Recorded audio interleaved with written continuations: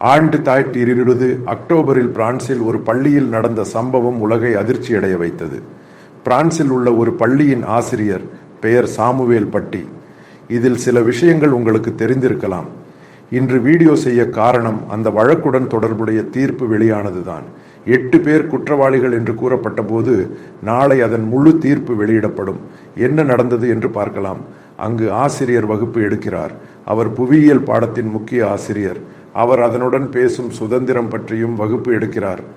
Samuel பட்டி என்று அழைக்கப்படும் நபர் முன்பு ஒரு தனியார் நிறுவனத்தில் நல்ல வேலை பெற்றவர். ஆனால் அவர் ஆசிரியராக வேண்டும் என்ற எண்ணத்துடன் மிகுந்த அர்ப்பணிப்புடன் பெரிய சம்பளத்தை விட்டு ஆசிரியராக ஆனவர். அங்கு ஒரு நல்ல குடும்பத்தில் பிறந்த இளைஞர்.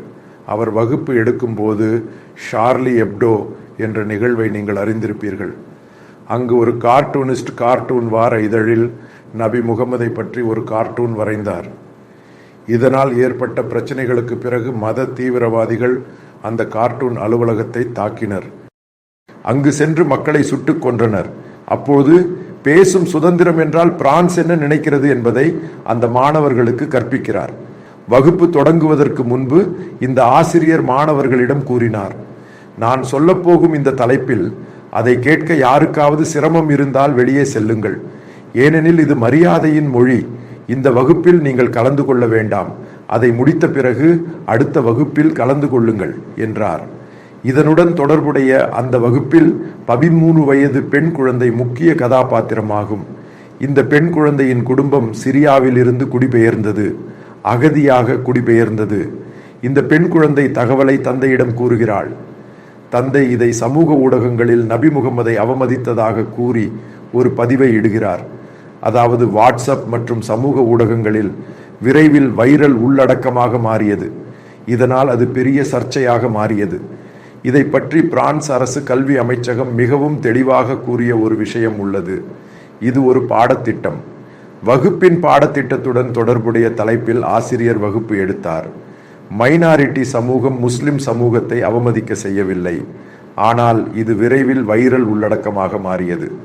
அதே போல செச்சன் போரில் ரஷ்யா குண்டு வீசிய போது அங்கிருந்து வந்த குடும்பத்தைச் சேர்ந்த முகமது அலோக்கோ என்ற 19 வயது இளைஞர் 2 அல்லது 3 பேருடன் சேர்ந்து திட்டம் தீட்டி ஆசிரியரை அந்த பள்ளியின் அருகிலுள்ள சாலையில் கழுத்தறுத்து கொன்றார்.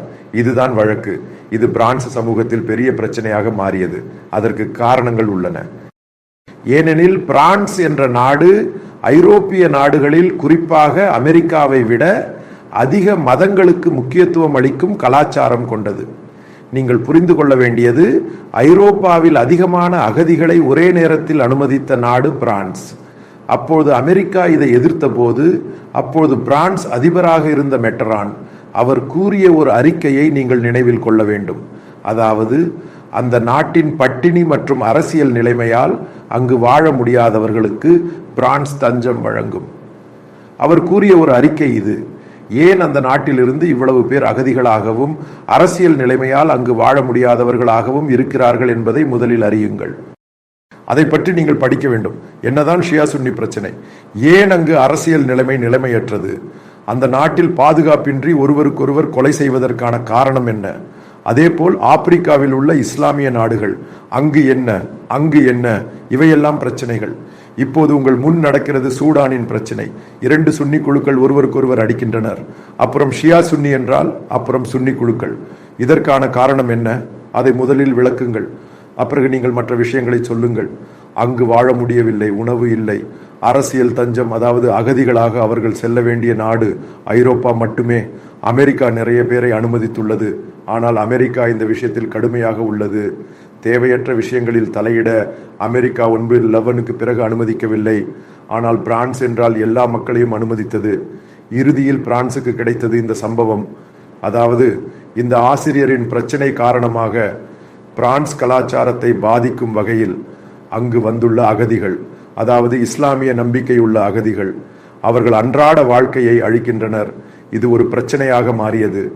மிகவும் தீவிரமான சம்பவமாக மாறியது. பெரிய போராட்டங்களும் நடந்தன. பின்னர் பிரான்சில் ஒரு தேவாலயத்தில் பிரார்த்தனை செய்ய சென்ற 2 பெண்களை இஸ்லாமிய தீவிரவாதிகள் கொல்ல முயற்சிக்கின்றனர். அந்த பெண்களை கொன்றுவிட்டனர். கத்தோலிக்க தேவாலயத்துடன் தொடர்புடைய பின்னர் இம்மானுவேல் மாக்ரோன் ஒரு முடிவு எடுக்கிறார். அங்கு அரசு முடிவு எடுப்பது மத்தியவாத அரசியல் இயக்கத்தின் ஒரு பகுதியாக வந்தவர். அதாவது அங்கு உள்ள மதரசாக்கள், அதாவது குழந்தைகளுக்கு இஸ்லாம் கற்பிக்கும் நிறுவனம் தடை செய்யப்பட்டது. சுமார் 60,000 அகதிகளுக்கு குடியுரிமை வழங்கியது ரத்து செய்யப்பட்டது. அதாவது இஸ்லாமிய மதகுருமாரையெல்லாம் அரேபிய நாடுகளுக்கு திருப்பி அனுப்பினர். மதரசா என்ற பொருள் பிரான்ஸ் சமூகத்தில் இருக்கக்கூடாது என்பது முடிவு. இதற்கு காரணம் என்ன, எங்கு இது ஏற்பட்டது என்பதை சொல்லுங்கள்.